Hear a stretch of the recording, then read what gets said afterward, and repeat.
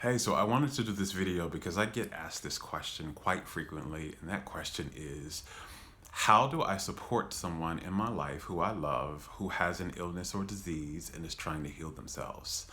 Well, as a person who went through their own journey with illness and disease of healing and had a support team, I want to share with you how you can best support them. 5 ways, particularly. And these 5 things come from my own journey, what I learned worked best for me and what didn't work well at all. So the first thing is that you can do, which actually is the best thing that you can do to support your loved one who is ill, is to help them reconnect to their joy. Help them reconnect for their love of life again. See, when an illness shows up in our bodies, it's not showing up as a punishment by the universe or from source or from anything like that, because the universe and source loves us deeply and is not punishing us. And it's not a betrayal by our body either, because our body loves us as well.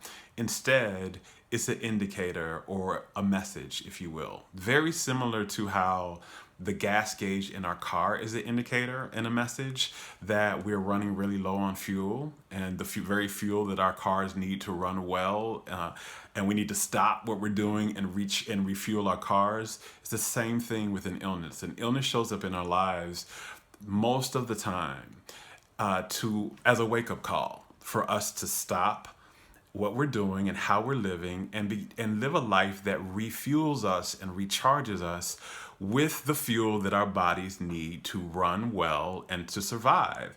And that fuel is joy.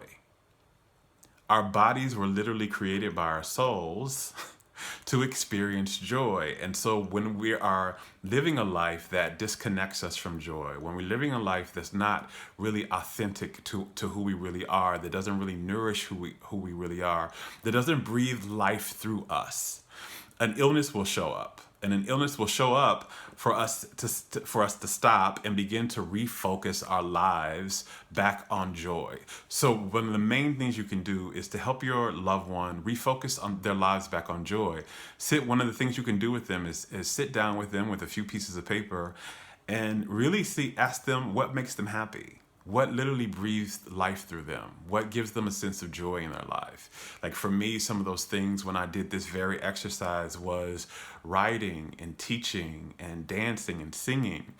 And what you'll usually find is when they make this list, they'll start to see how disconnected they were from these things, how long it's been since they were actually involving themselves in these things in any type of consistency, right? So one of the things you can do to help is help them do some of those things, right? If they want to dance, go dance with them. If they want to, if one of the things that brings them joy is going to the movies, go to the movies with them. If they want to travel more, go on a little weekend trip with them. Whatever you can, afford to do from your own energy space and your own resource space. But if there's something, help them have more fun. Help them enjoy their lives more, because that literally is healing them. It is charging their energy field with the very fuel that their bodies need to be healthy. The second thing that you can do is help them relax. The state of relaxation is one of the most healing states that we can be in for our bodies. Relaxation and ease literally helps our body be in the state to heal itself. So help them relax. Like if there's a lot on their plate that they have to do, is there anything that you can help them do, right? One of the things that people did for me was they would come and clean my house once a week. Like my support group would help me come clean my house once a week because I couldn't do it. Being on dialysis 3 days a week really drained me of my energy. And so I didn't have my energy to consistently clean my house like I liked to. And so they would come clean my house. Sometimes they would come wash my dishes. Sometimes they would help me feed my dog. Sometimes they would do, just the things that take something off of my plate so that I could be more at ease and I could relax more, and that I didn't have to be in any energy of overwhelm or obligation or responsibility. So if you can help your loved one in any type of way relax more, right? If you can take something off of their plate, maybe babysit their kids, every other week, or cook food for them. That was another thing that some of my friends would do for me every once in a while. I love to cook, but sometimes I couldn't cook. My energy just wasn't there to cook for myself as often as I would like. So my friends would bring me food. Sometimes they would say, hey, I know you went to treatment today. I'm going to bring you something to eat. What time are you going to be home? Things like that. Just the simple things to take one thing off of their plate will really help them in their healing process and help them get more in the state and the vibration of relaxation. Third thing you can do is really support their healing choices. This is really important because no matter what they're going, no matter what health challenge they may have, whether it's cancer, whether it's HIV, whether it's diabetes, whether it's anything, any illness, and whatever, the prognosis of that illness is from their medical team, what is most important is that they feel empowered with the choices they're making in their healing. So, for instance, if your friend has cancer and they want to receive chemotherapy, but you don't believe chemotherapy is the right thing to do for them, right? You might think it's not the right thing to do to heal. You might think it's poison. You might think whatever that is.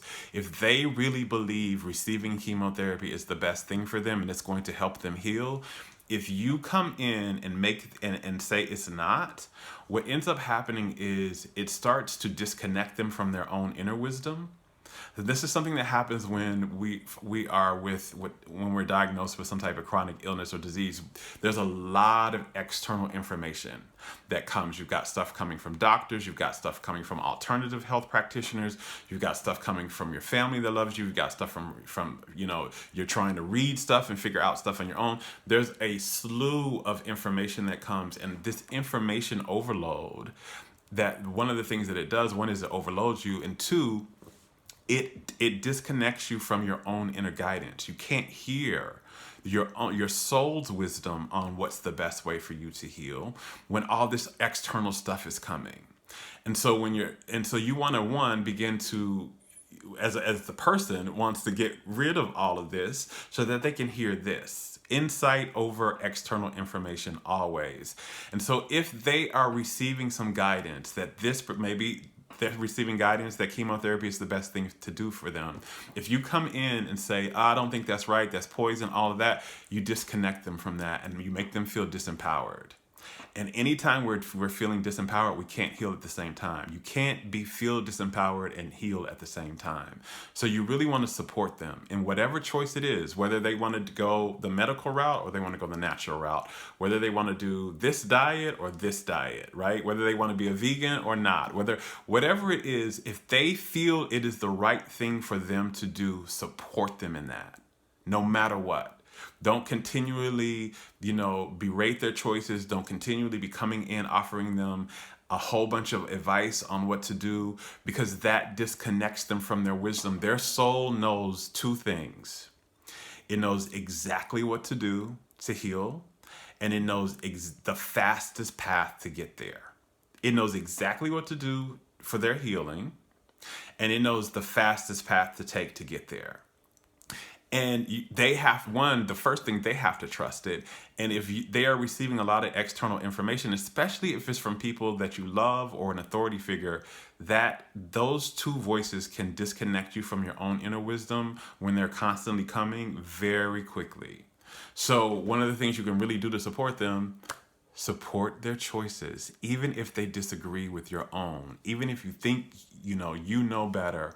What knows best is their soul, and the best thing for them to do is to be following their own inner guidance and to feel empowered. And the only way they can feel empowered is if they are making the choices for their health themselves, no matter what that choice is. The fourth thing to do is, and it's really important, the fourth thing to do is, if you are afraid, if you have a lot of fear around their particular situation, right? So if you don't believe that they're going to heal, if you're afraid that they're going to die, if you're afraid that this is going to get worse, if you're afraid they're, again, going back to the last one, they're doing the wrong thing and this is not going to work, you don't need to go around them.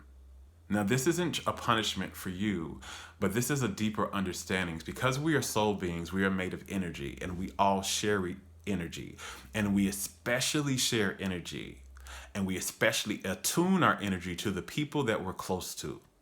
So if you are in their circle and you're around them while they're going through this illness and they're going through this healing journey and you're afraid, what ends up happening is they begin to attrain to your fear. This is what's called the law of entrainment, and it's a law of physics. And what it basically says is when two oscillating bodies get together or get in close proximity to each other, they begin to vibrate in harmony with each other. So this is the same thing for us, right? So when two different people get together, or two or more actually people get together, and they spend a lot of time around each other, what they begin to do is they begin to vibrate in harmony with each other.